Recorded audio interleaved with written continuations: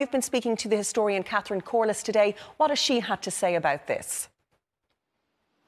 Yes, well, Caroline, people will remember that it was the work of Catherine Corliss that unveiled the site at the Tuam Mother and Baby Home. She began that work back in 2012, and it has been 5 years now since it was confirmed that a number of babies were buried at the site. People will remember that desperately sad detail about the fact that a number of those babies were buried in a septic tank. So Catherine Corliss has the death records of just under 800 babies buried at that site. So this new burials bill will move towards getting those bodies exhumed and moving forward towards, crucially, DNA testing, Caroline, which will allow those families to be reunited with their loved ones. Among the people we spoke to this morning was Peter Mulrine, who was born in the Tuam Mother and Baby Home, who subsequently went on to find out through Catherine Corliss's work that he actually had a sister who was born 10 years after him, who is believed to have been buried at the site. So it's for families like Peter Mulrine's family, it's crucially important. This bill is a really big step in terms of moving forward and healing from the trauma that they have been through over the last number of years.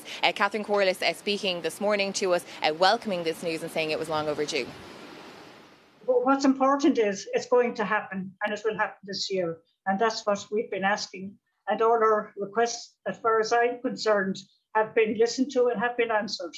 So I think finally there will be a conclusion to this.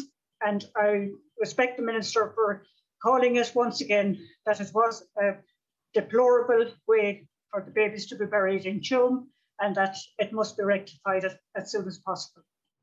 Well, Caroline, this was signed off by Cabinet this morning, and the Children's Minister, Roderick O'Gorman, speaking, saying what happened at Tuam is a stain on our national conscience. He says the Institutional Burials Bill will allow us at long last to afford the children interred at Tuam a dignified and respectful burial. And he goes on to say that he's committed now to advancing the bill as quickly as possible and intends to establish an office of a Tuam director and to start that excavation work later this year. Now, also crucially important, finally, Caroline, to note that this bill is not site-specific, and it will facilitate the possibility of the same type of work at other mother and baby home sites up and down the country. OK, Zara King, thank you very much for that.